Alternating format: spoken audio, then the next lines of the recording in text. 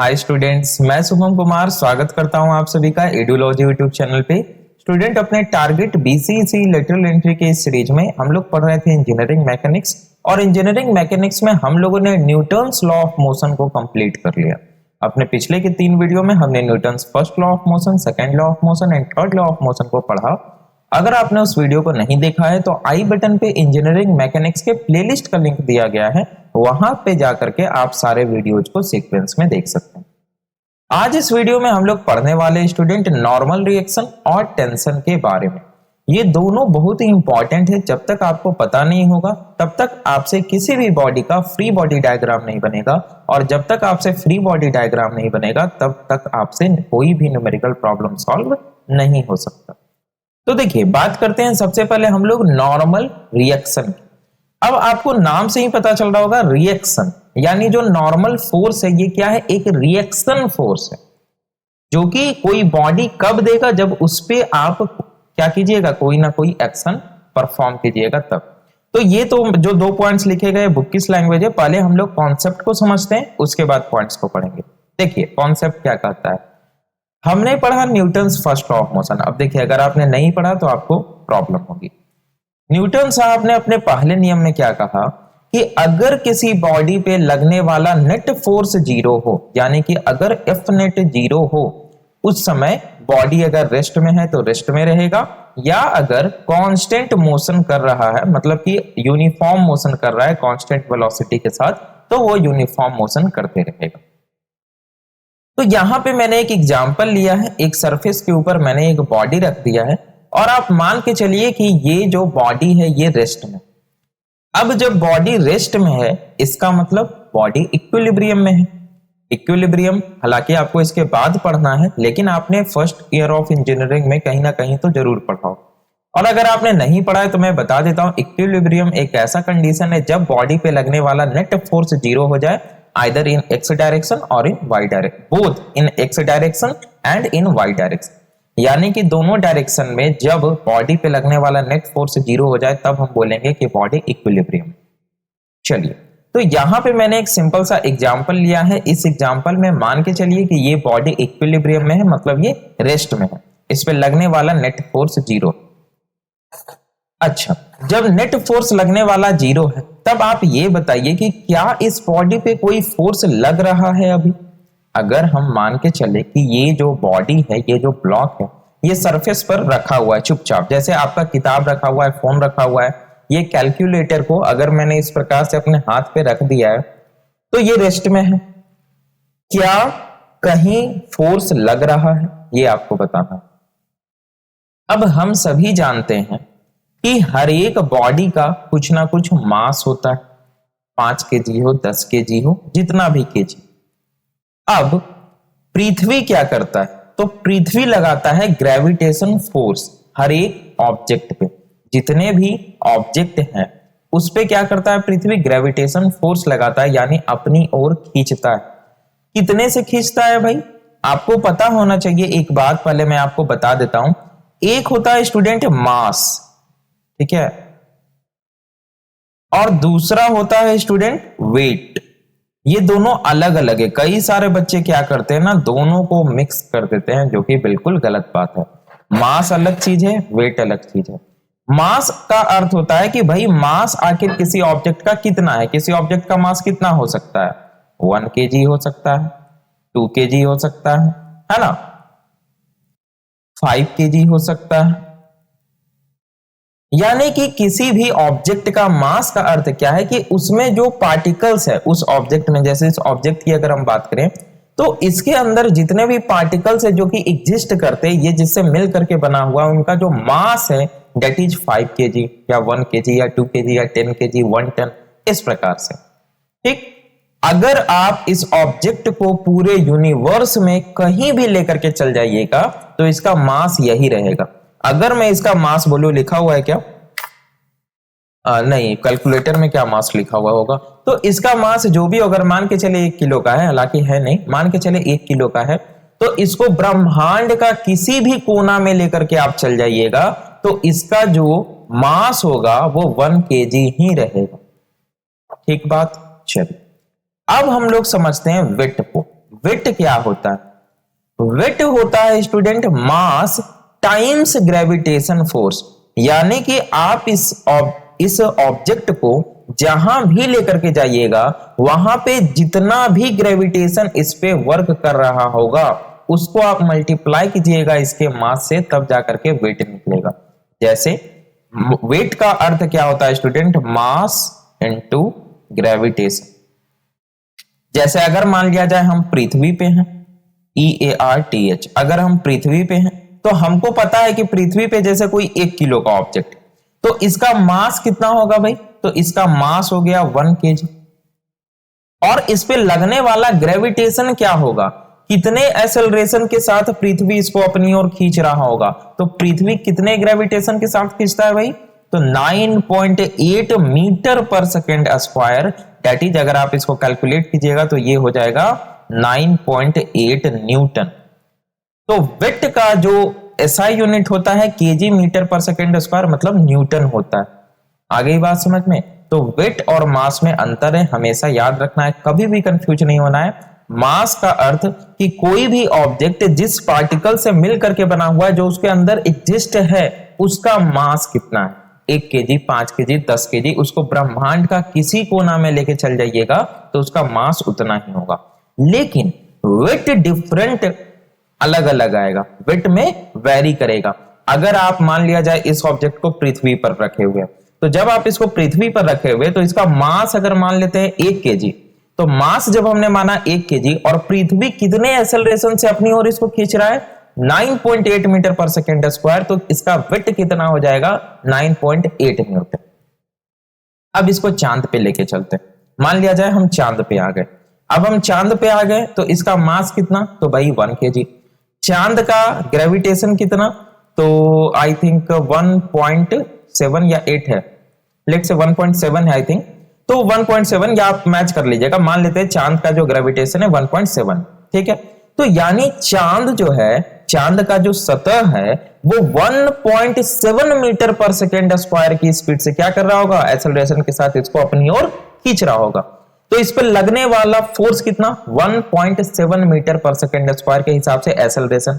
तो टोटल इसका वेट कितना हो जाएगा? जो इसका मास है 1 kilo Guna 1.7, that is 1.7 Newton. तो अगर आप इसको पृथ्वी पे रखिएगा, 1 किलो का अगर कोई मास ऑब्जेक्ट है, एक ऐसा ऑब्जेक्ट जिसका मास 1 किलो है, तो पृथ्वी पे उसका वेट होगा कितना? पृथ्वी पे उसका वेट होगा 9.8 न्यूटन। और यही आप उसको अगर चांद पे लेके जाइएगा तो उसका वजन हो जाएगा कितना? 1.7 न्यूटन। तो वेट डिफरेंस करता है कि कितना ग्रेविटेशन लग रहा है इस पे। ये मैं ना नोट में करके लिख दे रहा हूं, ठीक है। ये बहुत इंपॉर्टेंट है, ये बहुत इंपॉर्टेंट है, इसलिए इसको मैं कहीं साइड में यहीं पर लिख देना है, ठीक है। एक काम करते हैं,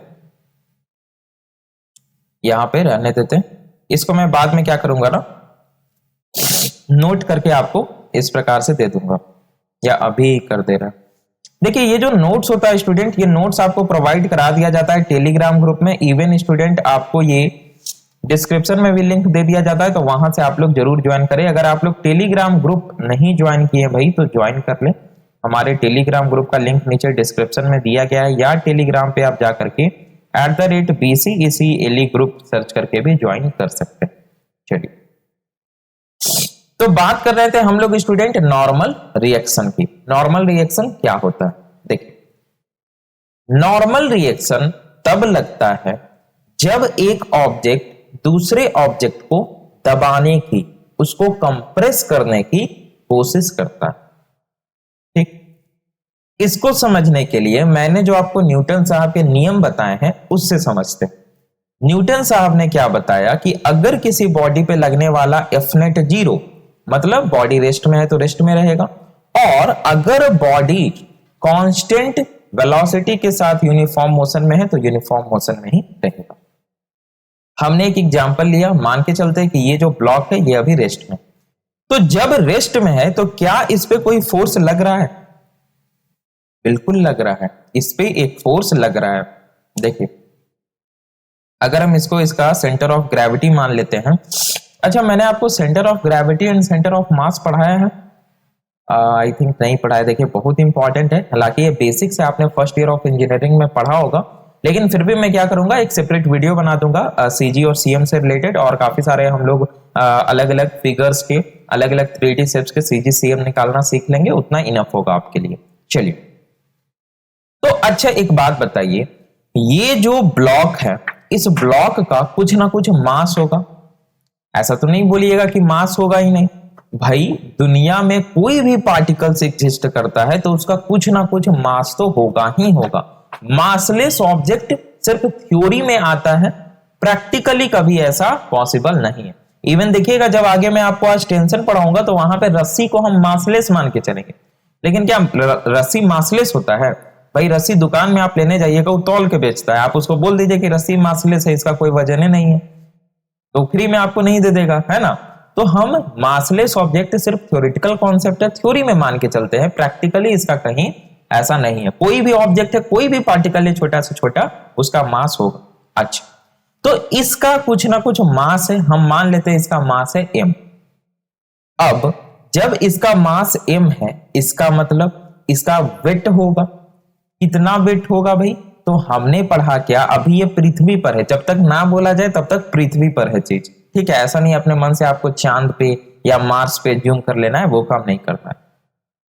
तो देखिए इसका मास है भाई कितना, मास है m kg, ठीक। और अभी इसका स्टेट क्या है, तो ये है भैया रेस्ट के स्टेट पे, यानी कि ये बिल्कुल रुका हुआ है।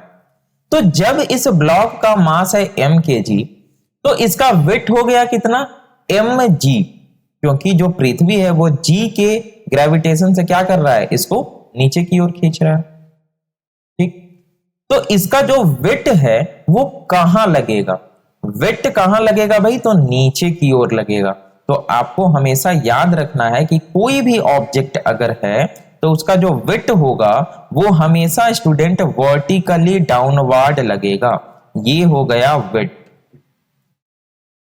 और वेट यहां पे इस केस में कितना लग रहा है भाई, तो वेट लग रहा है mg न्यूटन, ठीक है। वेट कितना लग रहा है, mg न्यूटन। अब देखिए, अगर कोई ब्लॉक किसी सतह पे रखा हुआ है, उस केस में उस पे वेट यानी कि नीचे की ओर वेट फोर्स लग रहा है mg न्यूटन का, तो यहां पे तो नेट फोर्स जीरो नहीं हुआ। न्यूटन साहब ने कहा कि अगर एफ नेट जीरो हो, इसी केस में क्या हो सकता है कि बॉडी आइदर रेस्ट में होगा, या जो आपका बॉडी है ये यूनिफॉर्म मोशन कर रहा होगा, स्ट्रेट लाइन, यूनिफॉर्म मोशन।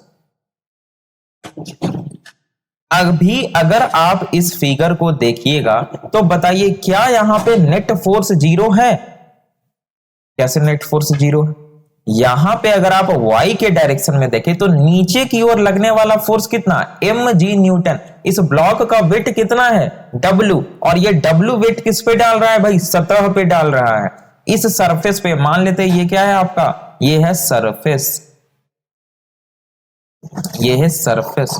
तो ये ब्लॉक क्या कर रहा है, अपना जो वेट है, इसका जो वजन है mg न्यूटन, वो mg न्यूटन सतह पे डाल रहा है ना। तब जब ये लग रहा है W इक्वल्स mg न्यूटन, यहां पे नेट फोर्स क्या हो गया, नेट फोर्स हो गया W। और जब नेट फोर्स हो गया W, इसका मतलब ये ब्लॉक क्या करेगा, अगर इसका W, अगर इसका जो वजन है वो mg न्यूटन है, तो ये सतह पर mg न्यूटन डालेगा। और जब नेट फोर्स लग जाएगा mg, इसका मतलब सतह क्या होगा, नीचे धंसेगा, सतह चलने लगेगा। लेकिन क्या प्रैक्टिकली ऐसा होता है? आप एक लकड़ी का टुकड़ा उठाइए, उसको जमीन पे रख दीजिए, जमीन धंसने लगेगा? नहीं होता है ऐसा। ऐसा क्यों होता है?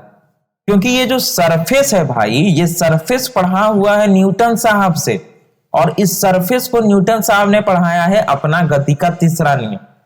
न्यूटन साहब ने इसको क्या बोला कि अगर कोई तुमको धक्का देता है तो तुम भी उसको उतना ही से धक्का दो, लेकिन उल्टा डायरेक्शन। तो सरफेस सीख गया कि कोई अगर हमको दबाएगा या दबाने की कोशिश करेगा तो हम भी क्या करेंगे, उसको उतना ही से दबाएंगे, लेकिन उल्टा डायरेक्शन। तब क्या होगा, अगर आप अभी ध्यान से देखें तो ये जो ब्लॉक है, इसको मैं लिख दे रहा हूं, ये जो ब्लॉक है BLOCK, ये ब्लॉक क्या कर रहा है भाई? तो अपने वेट से, अपना वजन से इस सरफेस को दबा रहा है। अब सरफेस भी ठहरा हो इसने, ये बोला अच्छा, ये भी क्या करेगा कि एकदम सेम mg न्यूटन से ही ये क्या करेगा इसको, यानी कि यहां पे आप अगर देखें तो कांटेक्ट सरफेस है, ये क्या है? कांटेक्ट सरफेस है। तो ये भी क्या करेगा, इसको उतना ही न्यूटन से ऊपर से धक्का मारेगा, बोलेगा लो भाई। तो यानी कि यहां पे स्टूडेंट कौन सा कलर ले लें, एक दूसरा कलर ले लेते ताकि आपको समझ में आए। यहां पे क्या होगा, कुछ इस प्रकार से, यहां ये जो आपका, चूंकि ये कांटेक्ट है, ठीक है, एक मैं काम करता हूं, मैं यहां से अभी CG से ड्रॉ नहीं करता हूं, ध्यान से देखिए, ये क्या है भाई? तो ये है आपका कांटेक्ट पॉइंट, ये है आपका कांटेक्ट पॉइंट, यहीं पर ना कांटेक्ट हो रहा है, कांटेक्ट यही ना हो रहा है, जो बॉडी है और जो सरफेस है उसका कांटेक्ट पॉइंट क्या है? ये है। आप बोलेगा सर ये भी तो है, ये भी तो है। अरे भाई तो CG के सामने लेके चलते हैं, ठीक, तो ये कांटेक्ट पॉइंट है। तो यहां पे चूंकि कांटेक्ट पॉइंट है, तो ये ब्लॉक क्या करेगा, जो इसका वजन है mg न्यूटन, उतना वजन सरफेस पे लगाएगा। तो यानी कि यहां पे क्या हो रहा है भाई, यहां पे कुछ इस प्रकार से लग रहा है W, ठीक, mg न्यूटन। अब सरफेस पड़ा हुआ है न्यूटन साहब से, गति का तीसरा नियम, ये बोलेगा अच्छा हम पे W लगा रहे हो, हम भी W लगाएंगे लेकिन उल्टा डायरेक्शन में। तो यहां पे W लग रहा है इस डायरेक्शन में और ये लगाएगा उल्टा डायरेक्शन में, यानी कि कुछ इस प्रकार से। देखिए ध्यान से देखिएगा, अब यहां पे कुछ इस प्रकार से ये सरफेस लगाएगा। ये कौन लगाएगा भाई? 1 मिनट, ये आई थिंक, हाँ सही है। अब ये स्टूडेंट क्या होगा, ये सरफेस लगा रहा है, ये जो व्हाइट वाला आपको दिख रहा है ना स्टूडेंट, ये क्या कर रहा है? सरफेस लगा रहा है, और इसी को बोलते हैं नॉर्मल। इसी को क्या बोलते हैं? नॉर्मल। किसी किसी बुक में इसको FN करके भी लिखा गया है, FN, यानी कि नॉर्मल फोर्स, FN। और ये कितना लगा रहा होगा भाई? नॉर्मल फोर्स कितना होगा ये बताइए तो मैग्नीट्यूड बिल्कुल उतना ही होगा, यानी कि mg न्यूटन से ये ब्लॉक दबा रहा था ना, तो सरफेस भी कितना लगाएगा? mg न्यूटन ही लगाएगा। इसी को बोलते हैं नॉर्मल फोर्स। तो हमेशा याद रखना है कि जब भी कोई एक ब्लॉक किसी दूसरे ब्लॉक को, अब देखिए यहां पे सरफेस रहे, दूसरा ब्लॉक रहे, आप रहे, हाथी रहे, यहां पे नॉर्मल फोर्स लगेगा, ठीक है। अच्छा आपको कोई धक्का देगा तो आप उसको नहीं दीजिएगा, सीधी सी बात है। तो यहां पे ध्यान से देखिए, मैं आपको समझाऊंगा कैसे धक्का देना है। देखिए अगर कोई ब्लॉक सरफेस पे रखा हुआ है, यानी कि ब्लॉक का जो वेट है दैट इज mg न्यूटन, उतने वेट से वो सरफेस को क्या कर रहा है? दबाने की कोशिश कर रहा है। अब सरफेस पढ़ा हुआ है न्यूटन का तीसरा नियम।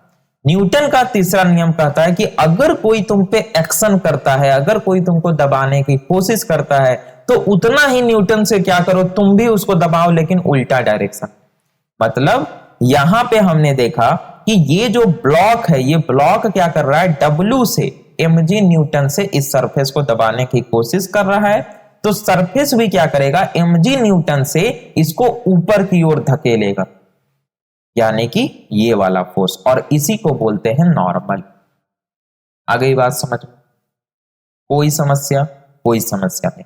तो हमेशा याद रखना है कि जो W होता है वो वर्टिकली डाउनवर्ड लगता है, हमेशा W जो होगा वो वर्टिकल डाउनवर्ड लगेगा, और जो स्टूडेंट नॉर्मल होगा वो हमेशा सरफेस के परपेंडिकुलर होगा। यहां पे अब बच्चों को कंफ्यूजन होता है। चलिए एक दूसरा एग्जांपल लेंगे, हम लोग अभी काफी सारे एग्जांपल्स लेंगे और उससे समझेंगे, लेकिन पहले आप नॉर्मल और वेट इन दोनों का स्टूडेंट कॉन्सेप्ट समझ लिए। कॉन्सेप्ट ये समझे कि वेट हमेशा वर्टिकली डाउनवर्ड लगेगा, और वेट क्यों लगता है? कोई पूछ सकता है ना भाई, जैसे इसका मास है m kg, मान लेते हैं 5 kg है, तो 50 न्यूटन काहे लगेगा? इसीलिए लगेगा क्योंकि अगर इसका मास है 5 kg, तो इसको पृथ्वी कितना से खींच रहा है? 9.8 मीटर पर सेकेंड पर। अगर 10 मान के चले तो 5 × 50 न्यूटन का इसका वेट हो गया। अब चूंकि पृथ्वी पर रखा हुआ है, हम बोले कि इसका वेट है 50 न्यूटन, इसको ऐसे रख दिए, तो ये हमको धक्का दे रहा है ना मेरे हाथ को, तो मेरा हाथ भी क्या करेगा, 50 न्यूटन इसको नीचे से लगाएगा, क्योंकि ये भी पढ़ा हुआ है न्यूटन का तीसरा। आई बात समझ? ये था कॉन्सेप्ट आपका नॉर्मल का। अच्छा चलिए, अब स्टूडेंट हम क्या करेंगे कि अगर सरफेस को इंक्लाइंड कर दे, वैसे केस में क्या होगा। तो चलिए स्टूडेंट, हम लोग एक एग्जांपल लेंगे जहां पे हम क्या करेंगे, सरफेस को इंक्लाइंड करेंगे। ठीक है, तो यहां पे लिख दे रहे हैं हम लोग एग्जांपल नंबर 2। सरफेस को क्या कर देना है, इंक्लाइंड कर देना है। तो मान लिया जाए ये आपका कुछ ऐसे, ठीक, और आपने क्या किया भाई, इस प्रकार से इंक्लाइंड कर दिया। ठीक है, बढ़िया। और आपने अब क्या किया कि इसके ऊपर रख दिया एक ब्लॉक। ये ऐसा बन गया, तो इसको हटा दे रहे हैं, ब्लॉक हम लोग बना लेते हैं, हम लोग को भी ब्लॉक बनाने आता है भाई। यहां पे एक ब्लॉक बना लेते हैं कुछ इस प्रकार से।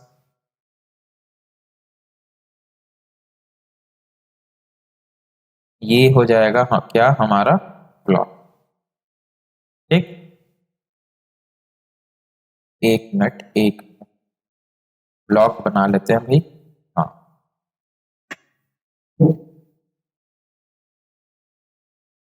चल, आज ना ये काफी ज्यादा हैंग कर रहा है, आई डोंट नो व्हाई, मुझे देखना पड़ेगा। लेकिन फिलहाल हम लोग यहाँ पे समझ सकते हैं कि हमने यहाँ पे क्या किया भाई, इंक्लाइंड प्लेन पे एक ब्लॉक को रख लिया। ठीक है, यहां तक तो आपको कोई कंफ्यूजन नहीं होना चाहिए। हमने यहाँ पे क्या किया भाई, तो एक इंक्लाइंड प्लेन पे एक ब्लॉक को रखा है। चलिए आगे देखते हैं क्या करना है। अब आप मान लीजिए कि ये स्टूडेंट क्या है, थीटा एंगल, ये जो इंक्लाइंड है ये सरफेस यानी कि ये हॉरिजॉन्टल के साथ में थीटा एंगल बना रहा है। अब यहां पे स्टूडेंट वेट कैसे लगेगा, नॉर्मल कैसे लगेगा, उसको समझना है। चलिए ध्यान से समझते हैं। तो हमेशा आपको क्या करना है, सीजी को पकड़ना है, सेंटर ऑफ ग्रेविटी को पकड़ना है। तो सीजी अगर आप ध्यान से देखें तो सीजी होगा कुछ यहां बीचों बीच, इसको बोलते हैं क्या भाई, तो इसको बोलते हैं सेंटर ऑफ ग्रेविटी।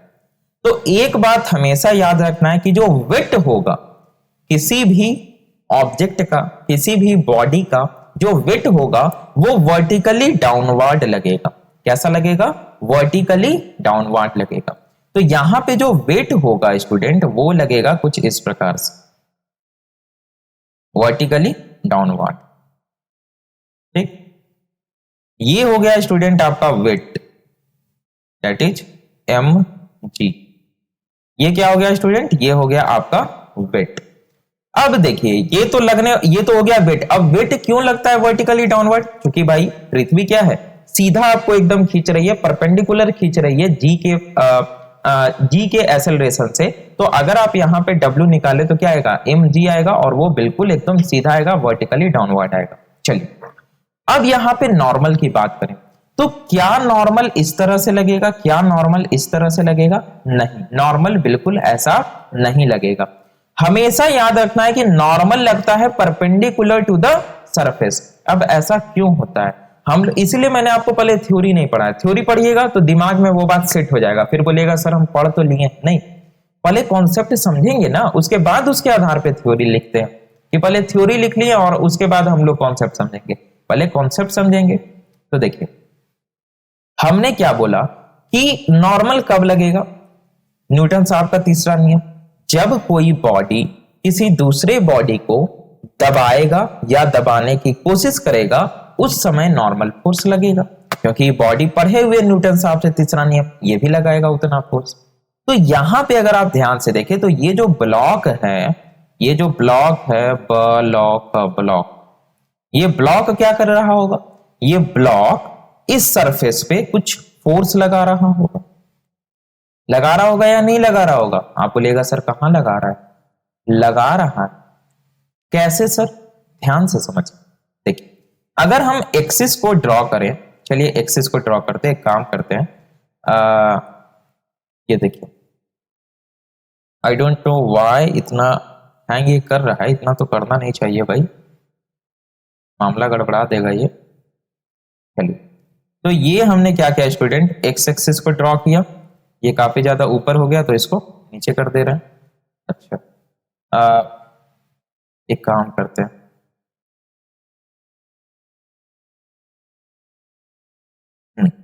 इतना सही है। ये हमने स्टूडेंट एक्स एक्सिस ड्रॉ कर लिया और वाई एक्सिस को भी ड्रॉ कर लेते हैं, ठीक है। तो वाई एक्सिस कुछ यहां से पास करेगा, ये हमने स्टूडेंट वाई एक्सिस को भी ड्रॉ कर लिया। अब इसको क्या करते हैं हम लोग, डॉटेड डॉटेड कर देते हैं ताकि आपको समझ में आए, ठीक। ये रहा आपका एक्स एक्सिस और ये रहा आपका वाई एक्सिस। चलिए, तो अब आप ध्यान से देखिए, अगर आप स्टूडेंट इस ट्रायंगल में देखिए, ये जो ट्रायंगल बन रहा है, ये वाला ट्रायंगल, तो ये है थीटा, ये थीटा है, तो ये हो जाएगा आपका 90, और ये कितना हो जाएगा स्टूडेंट, ये हो जाएगा आपका 90 माइनस थीटा। कितना हो जाएगा, 90 माइनस थीटा। बढ़िया, जब ये हो गया आपका 90 माइनस थीटा, और स्टूडेंट यहां पे ये जो आपका परपेंडिकुलर लाइन बन रहा है, ये जो परपेंडिकुलर लाइन बन रहा है, मैंने चूंकि उसको थोड़ा ऊपर बना दिया है तो वहां आपको लग रहा है, लेकिन यहां पे क्या होगा भाई कि ये जो आपका फोर्स लग रहा है, फोर्स तो कांटेक्ट पॉइंट से लगेगा, यानी यहां से लगेगा। जैसे नहीं समझ में आ रहा है आपको, देखिए, अच्छा देखिए एकदम सीधा सा समझाते हैं। ये एंगल है थीटा, ये एंगल थीटा है, तो अच्छा ये एंगल कितना होगा, थीटा होगा ना थीटा। जब ये थीटा, ये 90, तो ये वाला जो एंगल बन रहा है, ये वाला एंगल कितना होगा, 90 माइनस थीटा, और ये पूरा का पूरा 90। तो जब ये वाला 90 माइनस थीटा है, इसका मतलब ये वाला एंगल कितना हो जाएगा, ये वाला एंगल भी हो जाएगा आपका थीटा। आ गई बात समझ में। चलिए, अब इसको हम लोग क्या करते हैं, तो हटा देते हैं, इसको हम लोग हटा देते हैं। ओहो हो, चलिए ये समझ में आपको आ गया आई थिंक।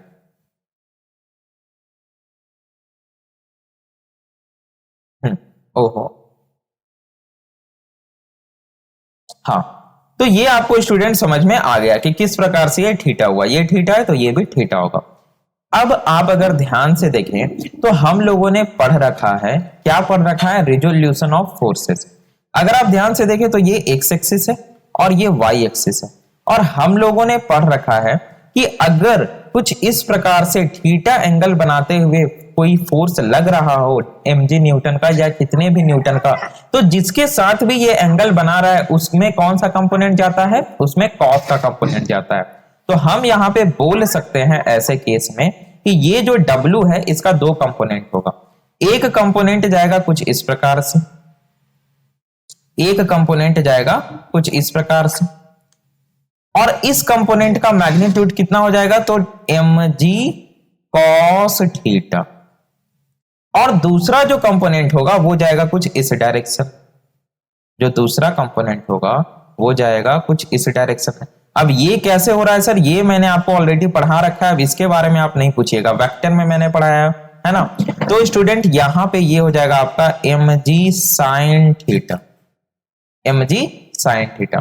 तो अब अगर आप ध्यान से देखें स्टूडेंट, तो अब आप मुझे एक बात बताइए कि ये जो ब्लॉक है, ये ब्लॉक कितने फोर्स से इस सरफेस को दबा रहा है, बताइए।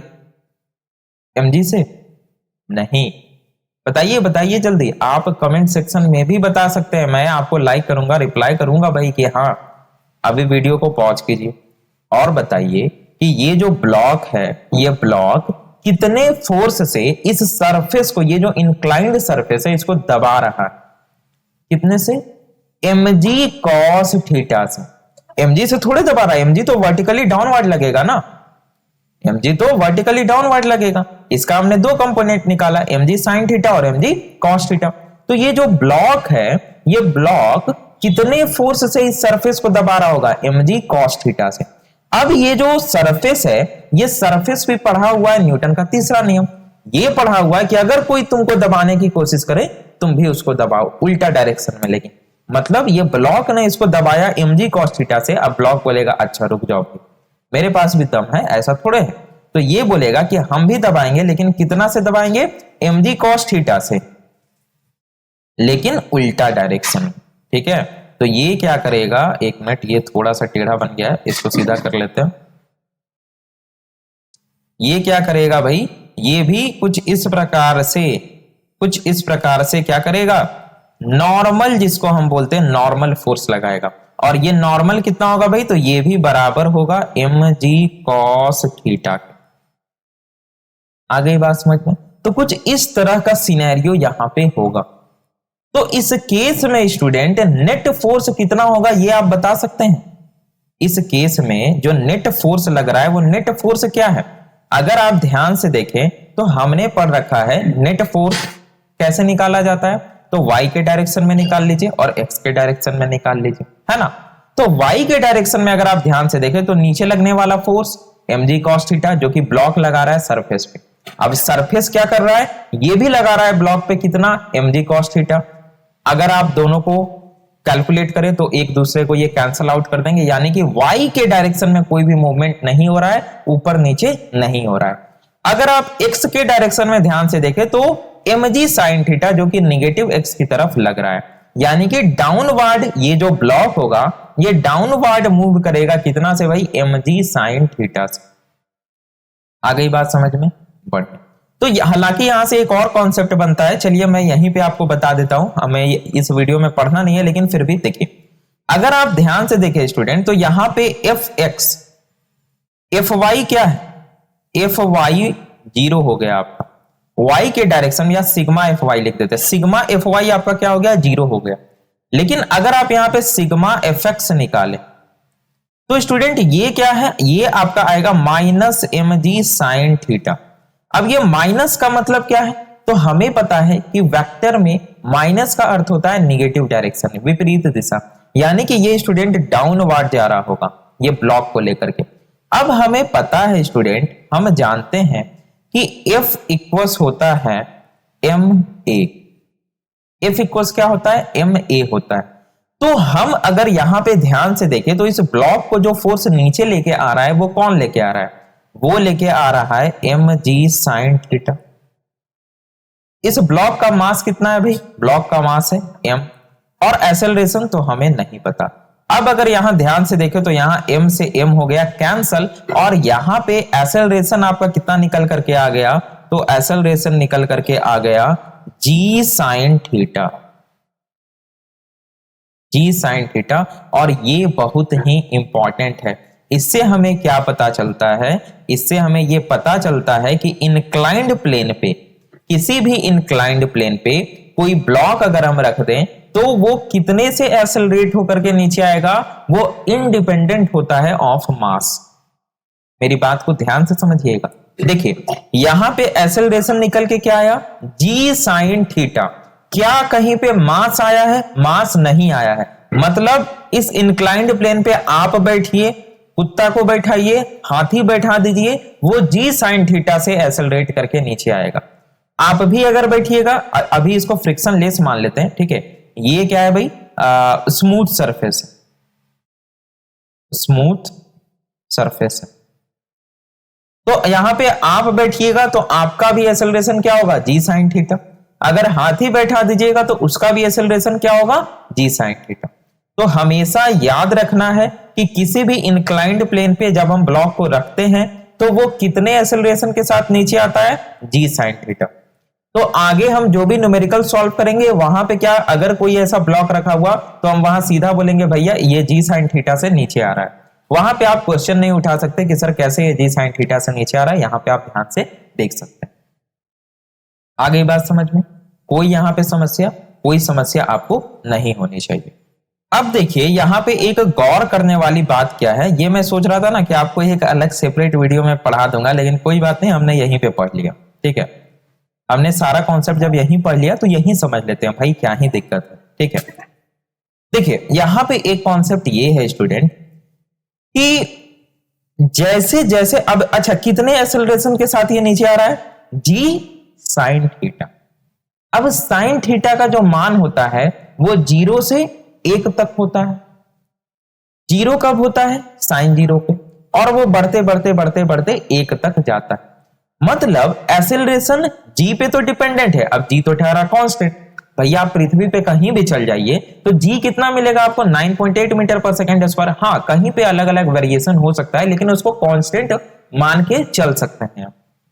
तो एक्सेलरेशन डिपेंड किस पे कर रहा है? साइन थीटा पे। मतलब मेरा एक्सेलरेशन डिपेंड कर रहा है थीटा पे। अब हम थीटा को जैसे जैसे बढ़ाते हैं साइन थीटा बढ़ता है। मतलब आप थीटा को जैसे जैसे बढ़ाते जाइएगा एक्सेलरेशन आपका बढ़ते जाएगा और ये ऑब्वियस सी बात है। अच्छा, आप अगर किसी झूला पे झूल रहे हैं जो कि एकदम ना ऐसे, ठीक है, देखिए आपको एक बात बताते हैं। आप एक झूला पे झूल रहे हैं जो कि ऐसे है कुछ, तो यहां पे क्या होगा? आप धीरे धीरे नीचे आइएगा जो भी आपका एक्सेलरेशन होगा। अच्छा, एक झूला है जो कि ऐसे लगा हुआ है, अब आप यहां पे बैठिए तो फट से नीचे आ जाइएगा। क्यों ऐसा हो रहा है? मास पे डिपेंडेंट नहीं है। यहां पे आप भी बैठिएगा तो उतना ही देर में नीचे आइएगा जितना देर में हाथी नीचे आएगा, अगर स्मूथ सरफेस मान के चले तो। आ रही है बात समझ में? यहां पे डिपेंड किस पे कर रहा है? तो इस थीटा एंगल पे ये डिपेंड कर रहा है। थीटा एंगल पे डिपेंड कर रहा है कि जैसे जैसे थीटा बड़ा होता जाएगा एक्सेलरेशन आपका बढ़ता जाएगा। तो हम यहां से एक कॉन्सेप्ट निकाल के क्या कर सकते हैं कि हेंस जैसे जैसे आपका थीटा इंक्रीज होता जाएगा, जैसे जैसे थीटा इंक्रीज होता जाएगा, ठीक उसी प्रकार क्या होगा? आपका एक्सेलरेशन भी इंक्रीज होता जाएगा। अब देखिए एक दूसरा कहानी भी यहां से निकल के आता है। यहां पे अगर आप ध्यान दें तो जो ब्लॉक सरफेस पे फोर्स लगा रहा है वो कितना लगा रहा है? mg cos थीटा लगा रहा है। कितना? mg cos theta. अब जो ब्लॉक का मास है वो तो कांस्टेंट है। ब्लॉक का मास ऐसा थोड़े कि अभी 5 किलो है फिर 10 मिनट बाद 10 किलो हो जाएगा, ऐसा नहीं। तो मास जनरली मास कांस्टेंट होता है, कुछ कुछ सिनेरियो को छोड़ देते हो तो मास कांस्टेंट है। जी भी आपका कांस्टेंट है। cos थीटा यहां पे वेरी कर रहा है, तो हमें पता है cos थीटा का मान 1 से लेके 0 तक। मतलब थीटा जैसे जैसे बढ़ता जाता है cos थीटा का वैल्यू घटता जाता है। मतलब हम यहां पे क्या कर सकते हैं कि अगर थीटा बड़ा होगा तो mg cos थीटा का वैल्यू कम होगा। तो जैसे जैसे थीटा बढ़ेगा वैसे वैसे mg cos थीटा कम होगा। और जब ब्लॉक सरफेस पे कम फोर्स लगाएगा तो सरफेस को थोड़े ना चुल मचाए जो वो ज्यादा फोर्स लगाएगा। ब्लॉक अगर सरफेस को कम दबा रहा है सरफेस भी कम दबाएगा, ब्लॉक सरफेस को ज्यादा दबाएगा सरफेस भी ज्यादा दबाएगा। मतलब अगर ब्लॉक इस पे mg cos थीटा लगाएगा तो सरफेस भी क्या करेगा? mg cos थीटा लगाएगा। तो यहां से हम क्या कह सकते हैं? हम यहां से कह सकते हैं हेंस ये आपको दिख रहा है इधर क्या? हाँ दिख रहा है, ठीक है, बिल्कुल सही है, ठीक।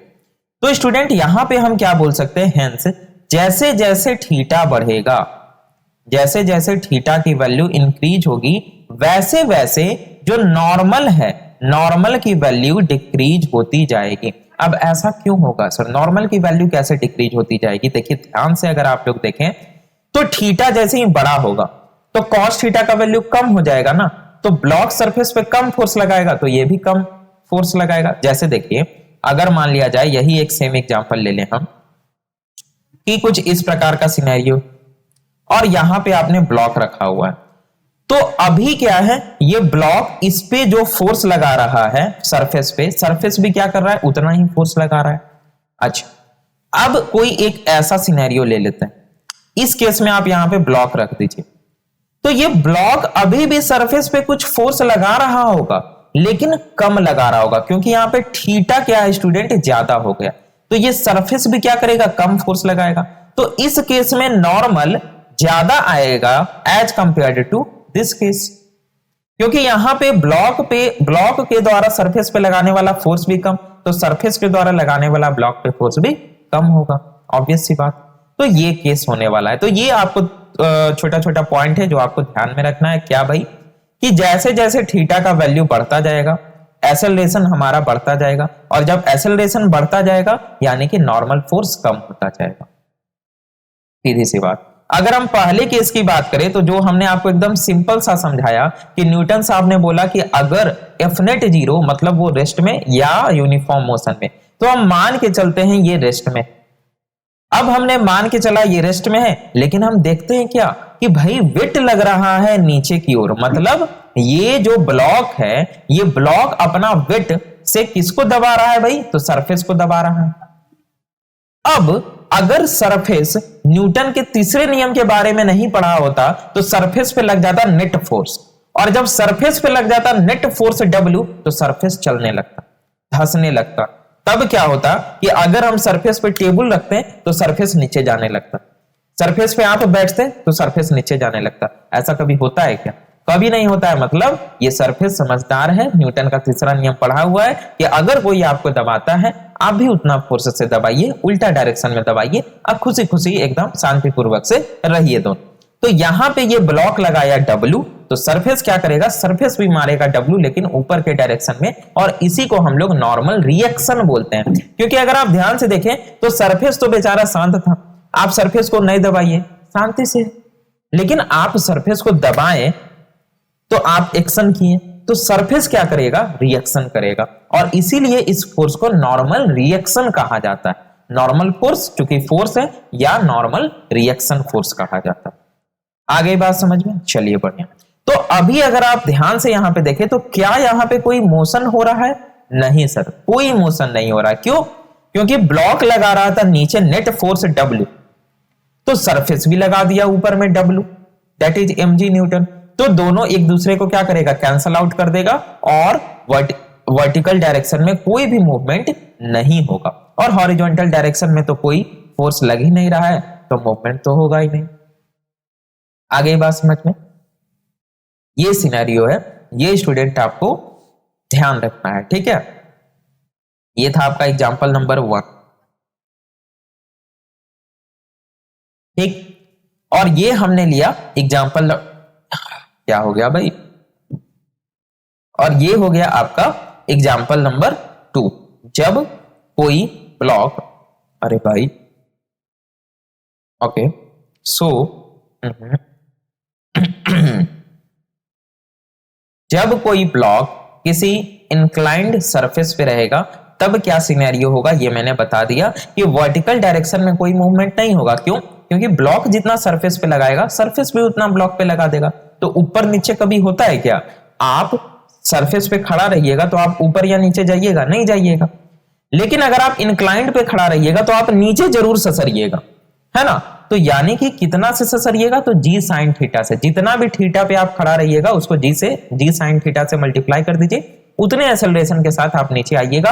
अगर हम सरफेस को फ्रिक्शनलेस मान के चले तो, जो कि होता नहीं।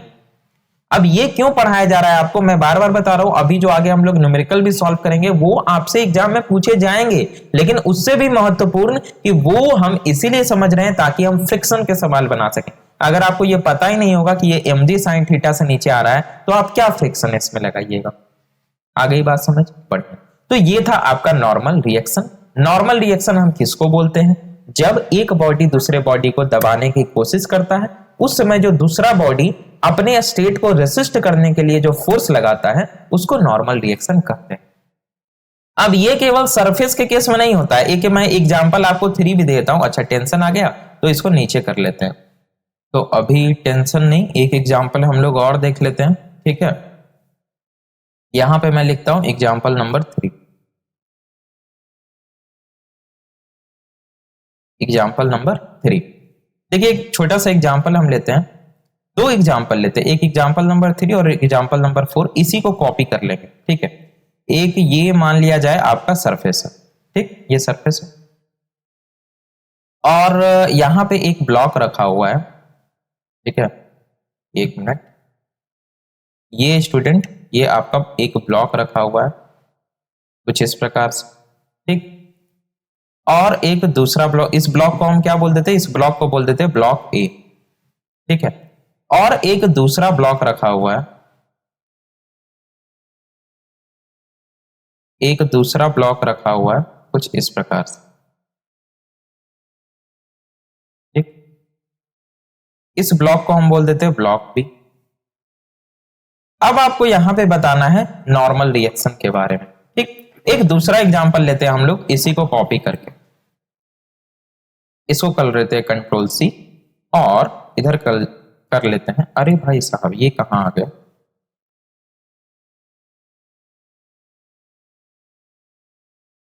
यहाँ पे हमें करना है ना, एक सेकेंड। तो इसको हमने किया कंट्रोल सी और इसको कर लेते हैं कंट्रोल वी। तो ये यहाँ पे चला आया। इसको क्या हो रहा है भाई? एक मिनट रुकिएगा आप लोग, ये थोड़ा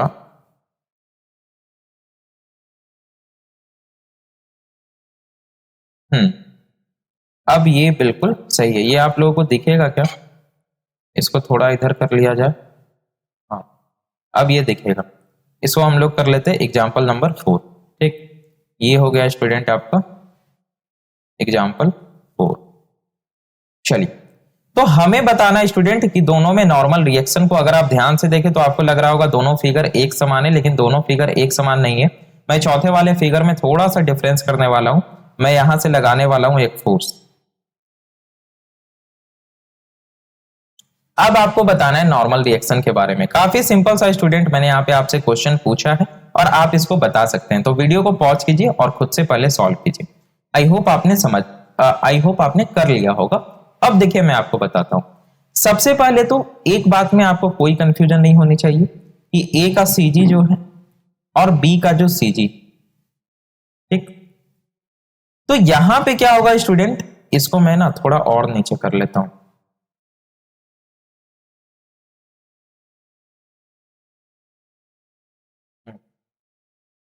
तो स्टूडेंट ये रहा ए का सीजी और ये रहा बी का सीजी। तो एक में तो आपको कोई समस्या नहीं होनी चाहिए, वो ये कि यहां पे क्या होगा, वेट लगेगा नीचे की ओर। वेट क्या होगा, वेट हमेशा लगता है वर्टिकली डाउनवर्ड। तो चलिए वेट को लगा लेते हैं नीचे की ओर। ये लगेगा आपका वेट जो कि लगेगा वर्टिकली डाउनवर्ड, ठीक है। तो वेट लगेगा आपका वर्टिकली डाउनवर्ड, इसको बोल देते हैं हम लोग वेट। अब जब वेट लगेगा तो सरफेस नॉर्मल रिएक्शन भी लगाएगा। तो ऊपर की ओर लगेगा नॉर्मल।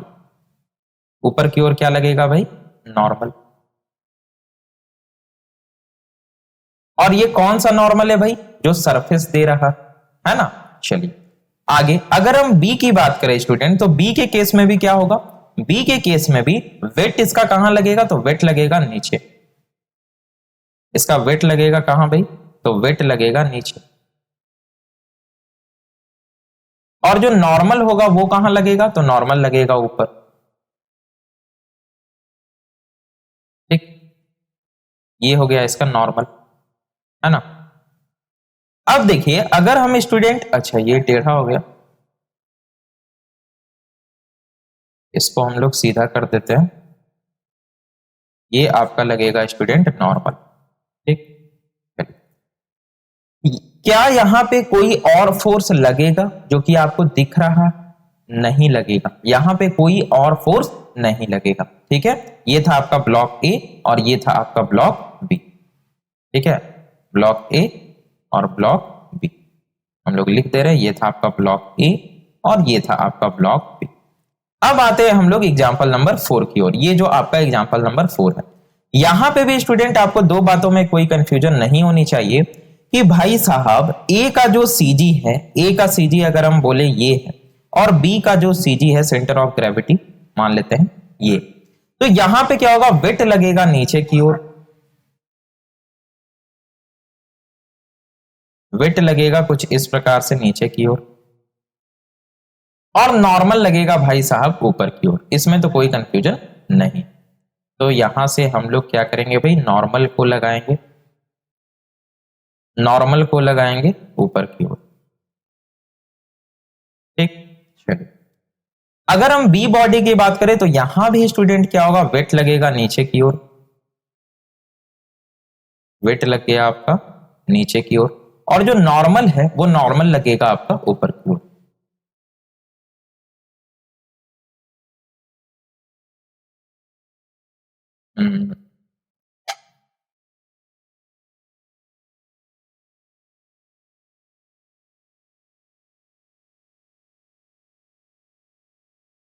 नॉर्मल, ठीक है। तो ये स्टूडेंट आपका नॉर्मल क्या है, नॉर्मल लगेगा ऊपर की ओर। ये तो आप सभी को पता है कि अगर कोई भी ब्लॉक किसी सरफेस पे लगा हुआ है तो उसका रखा हुआ है तो उसका वेट नीचे की ओर लगेगा सरफेस पे। अब सरफेस धंसे नहीं, सरफेस रुकने के लिए क्या करेगा भाई, रेसिस्ट करने के लिए उतना ही मैग्नीट्यूड का फोर्स लगाएगा। तो सरफेस जो फोर्स लगाता है उसको नॉर्मल फोर्स बोलते हैं। लेकिन सिर्फ सरफेस के केस में ऐसा नहीं होता है, मतलब ऐसा नहीं कि सरफेस पे रखा हुआ है तभी नॉर्मल लगेगा। मैंने बोला कि अगर एक बॉडी दूसरे बॉडी को दबाने की, धक्का देने की, कंप्रेस करने की कोशिश करेगा तब जाकर के नॉर्मल फोर्स लगता है। तो अगर आप स्टूडेंट एग्जांपल नंबर 3 में देखें तो एग्जांपल नंबर 3 में जो बॉडी ए है और जो बॉडी बी है ये चुपचाप एक दूसरे से सट के बैठा हुआ है, मतलब रखा हुआ है। तो यहां पे इन दोनों के बीच में कोई भी नॉर्मल फोर्स नहीं लगेगा। लेकिन अगर आप स्टूडेंट एग्जांपल नंबर 4 की बात करें तो जो बॉडी ए और बॉडी बी है ये दोनों आपस में बैठा हुआ तो है और साथ में इधर से आप अगर देखें तो एक फोर्स लग रहा है एफ।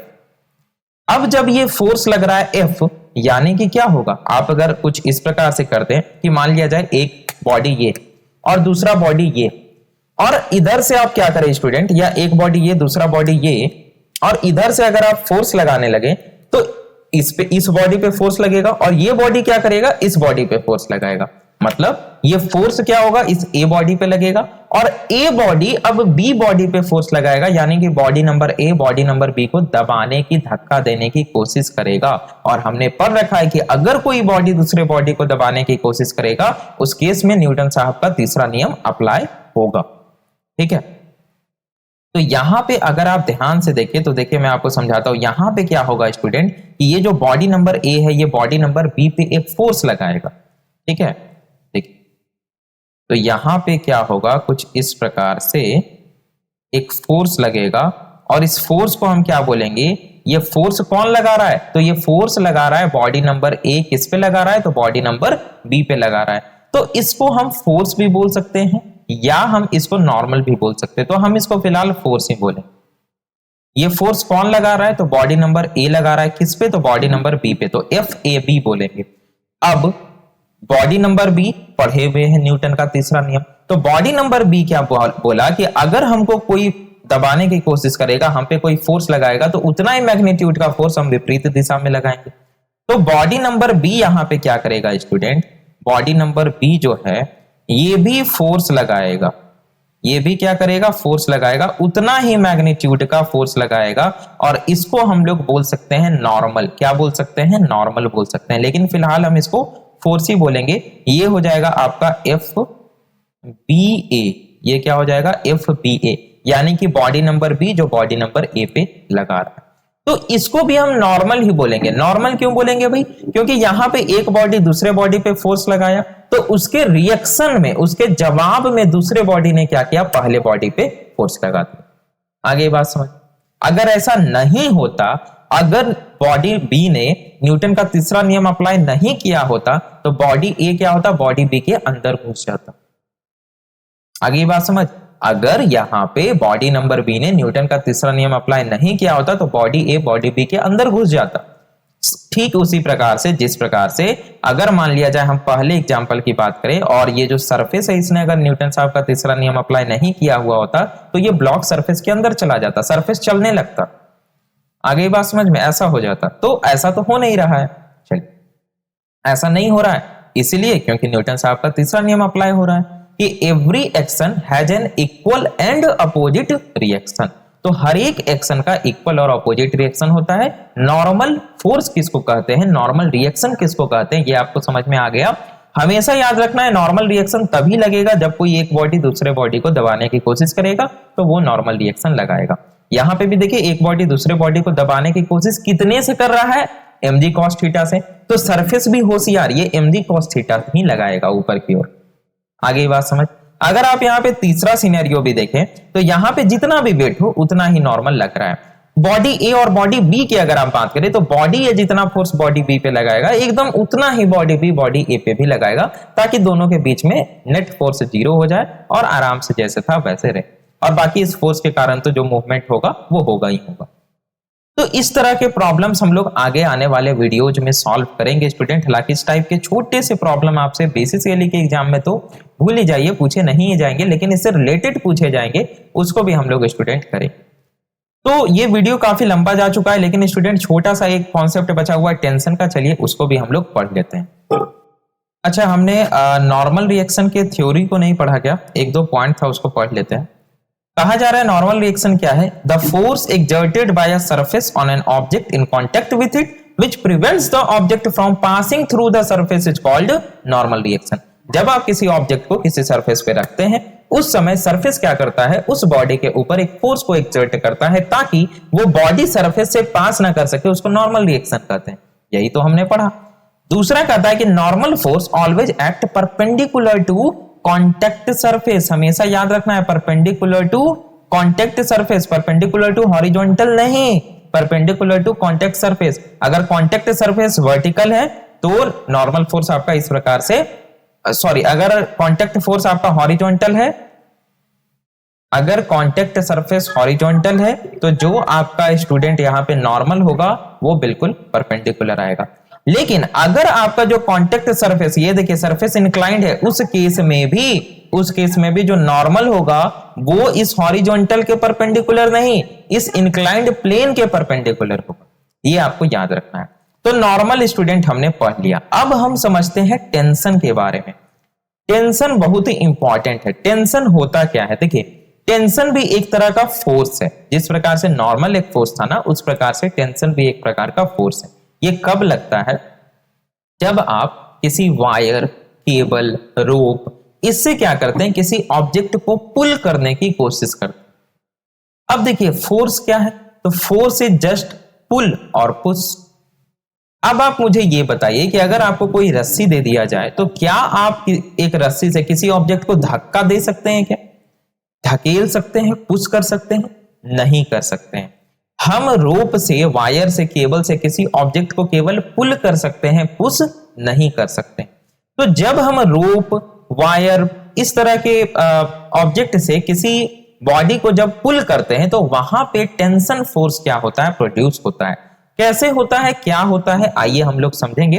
पहले हम इसके थ्योरी को थोड़ा सा पढ़ लेते हैं। तो कहा जा रहा है क्या, या थ्योरी को छोड़ते हैं भाई, पहले हम लोग एक्सप्लेनेशन समझते हैं। थ्योरी क्या पढ़ा जाए? अच्छा, यहां पे मैंने फिगर नहीं बनाया, तो चलिए पहले फिगर बना लिया जाए। मान लेते हैं कि आपका सरफेस है ये, ठीक है, ये रहा आपका सरफेस। इस सरफेस पे हम लोग क्या करेंगे, जल्दी से दो बॉडी को बनाएंगे। एक बॉडी आपका हो गया ये, ठीक है, और दूसरा बॉडी आपका हो गया ये। कहां गया दूसरा बॉडी भाई? ये रहा आपका दूसरा बॉडी, ठीक है।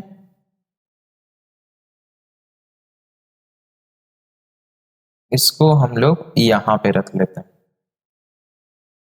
ठीक है। अब मान लिया जाए कि ये दोनों जो बॉडी है, ये है बॉडी नंबर ए और ये है बॉडी नंबर बी।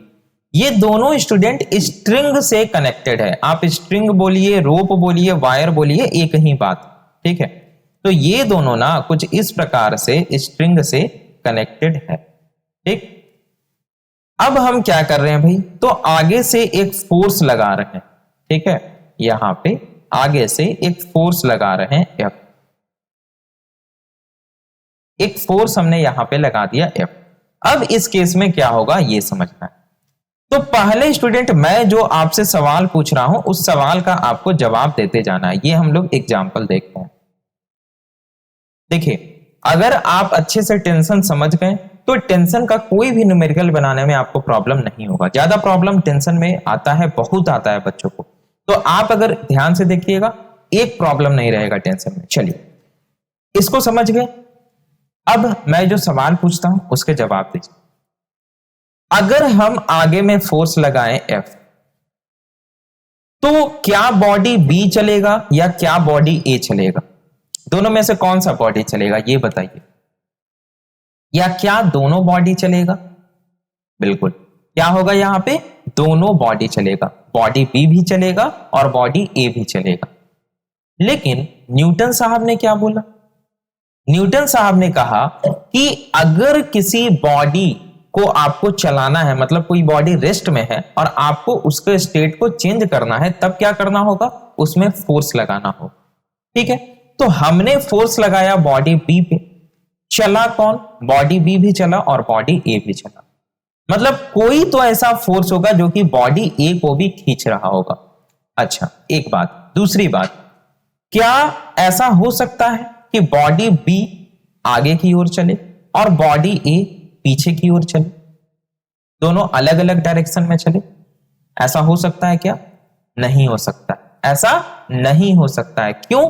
क्योंकि आपको स्टूडेंट हमेशा कंसीडर करके चलना है कि जो स्ट्रिंग है, ये जो स्ट्रिंग है या जिसको आप रोप बोल लीजिए, मैंने ऊपर थ्योरी पॉइंट्स में लिखा हुआ भी है, ये स्ट्रिंग स्टूडेंट सबसे पहले तो मासलेस है। अब मासलेस क्यों मानते हैं ये मैं आपको बताऊंगा। और दूसरी बात, ये इनएक्सटेंसिबल। ठीक है, ये क्या है? इनएक्सटेंसिबल। इनएक्सटेंसिबल का मतलब है कि ये खींचा, इसको आप इसकी लंबाई को बढ़ा नहीं सकते हैं। तो जब ये इनएक्सटेंसिबल है तो ये एक तरफ और ये दूसरा तरफ, और ऑब्वियस सी बात है अगर आप कुछ इस प्रकार का सिनेरियो अपने घर में करके देखें, आगे से खींचिएगा तो ये दूसरे डायरेक्शन में नहीं जाएगा। अच्छा, अगर मान लिया जाए कि हम इधर से भी एक फोर्स लगा दे कुछ इस प्रकार से एफ डैश, तब क्या होगा कि बॉडी ए इस डायरेक्शन में चले जाए और बॉडी बी इस डायरेक्शन में चले जाए? ऐसा नहीं हो सकता है, क्योंकि जो स्ट्रिंग है, जो रोप है, ये इनएक्सटेंसिबल है। अगर ऐसा होगा तो रस्सी की लंबाई बढ़ेगी, जो कि हो नहीं सकता। आगे बात समझ? चलिए, तो ये तो हम समझ गए कि बॉडी बी और बॉडी ए दोनों एक ही डायरेक्शन में चलेगा और दोनों एक साथ चलेगा, या तो नहीं चलेगा। तीन केस हो सकता है। देखिए, बॉडी ए और बॉडी बी जब चलेगा तो एक ही डायरेक्शन में चलेगा, नहीं तो नहीं चलेगा। सीधी सी बात। चलिए, यहां तक आपको कोई समस्या नहीं। अब यहां पे अगर आप ध्यान से देखें तो हमने जो फोर्स लगाया वो फोर्स लगाया बॉडी बी पे। न्यूटन साहब ने क्या कहा कि अगर कोई बॉडी रेस्ट पे है, आपको उसको मोशन में लाना है, मतलब आप उसके स्टेट को चेंज करना चाह रहे हैं, आपको फोर्स लगाना होगा। हमने फोर्स लगाया बॉडी बी पे, बॉडी बी मूव करना चाहिए, लेकिन यहां बॉडी बी तो मूव कर रहा है, साथ में बॉडी ए भी मूव कर रहा है। ऐसा क्यों हो रहा है? क्यों हो रहा है? आप बोलिएगा सर रस्सी से बांध दिए। रस्सी से बांध देंगे तो कोई मूव थोड़ी करने लगेगा, फोर्स लगेगा तब मूव करेगा। किसी भी ऑब्जेक्ट की खुद इतनी कैपेबिलिटी नहीं है कि वो अपने स्टेट को चेंज कर सके।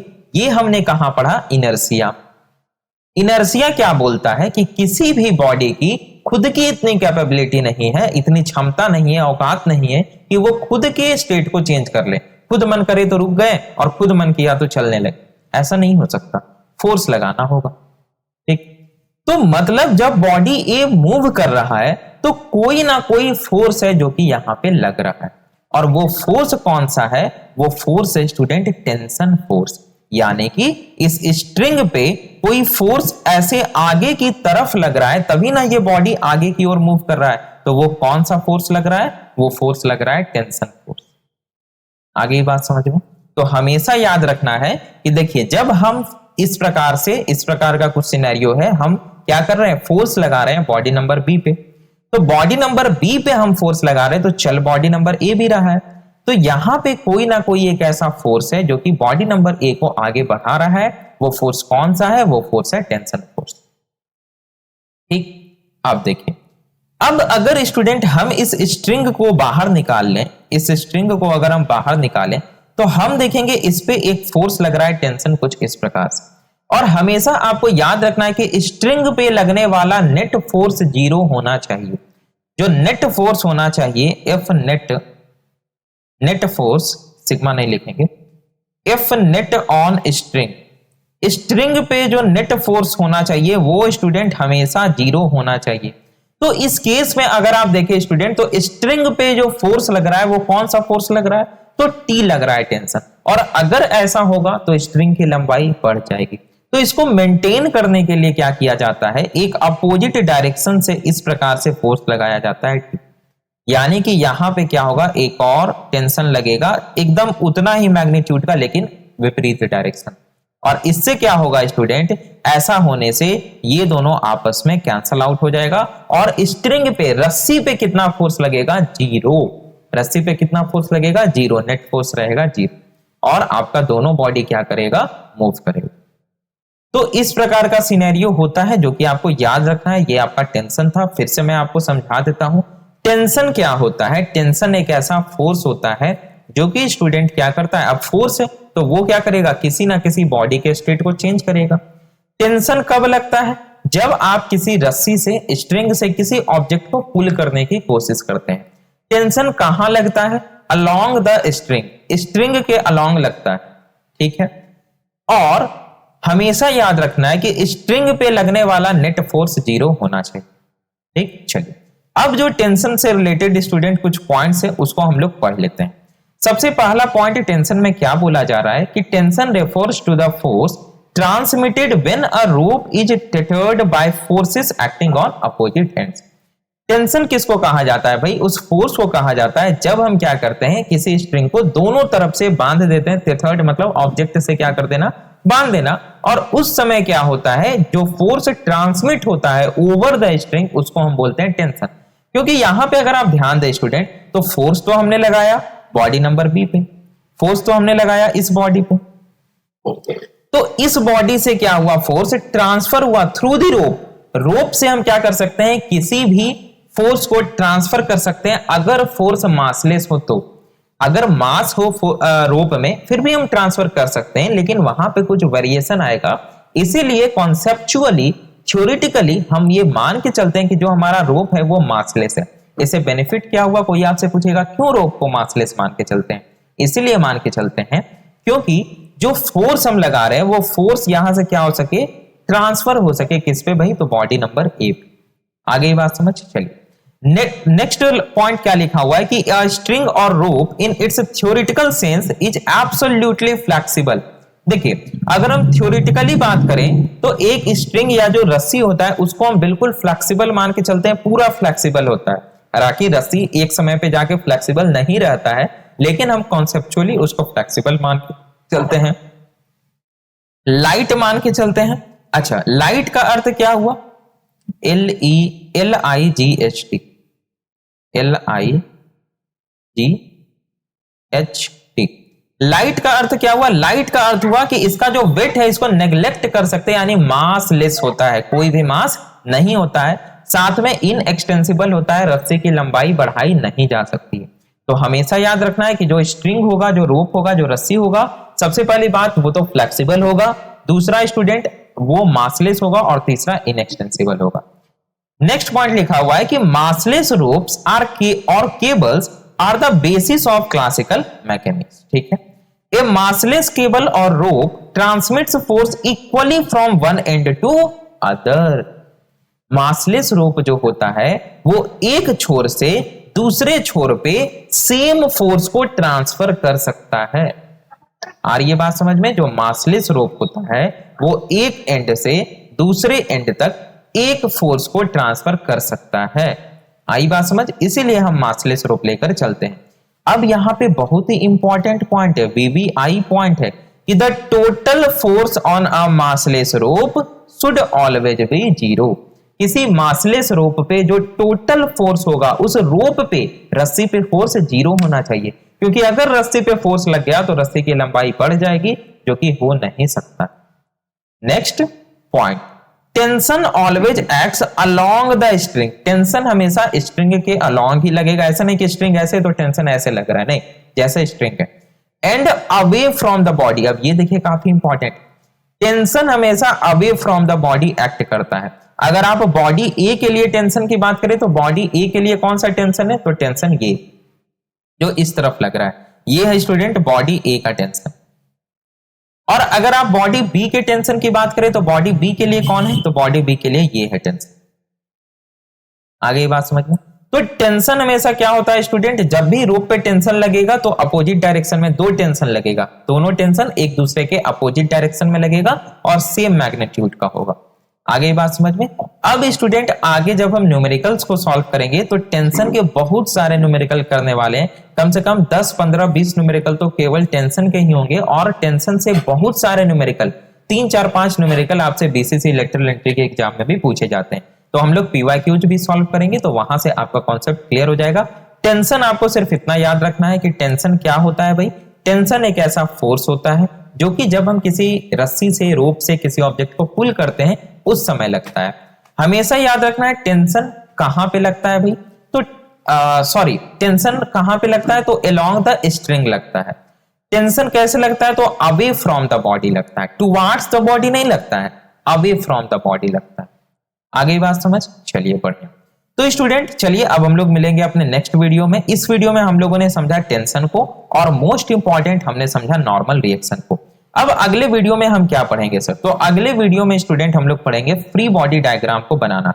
क्योंकि अगर आप लोग फ्री बॉडी डायग्राम को बनाने नहीं सीखिएगा तो स्टूडेंट आप फिर कोई भी न्यूमेरिकल को सॉल्व नहीं कर पाइएगा।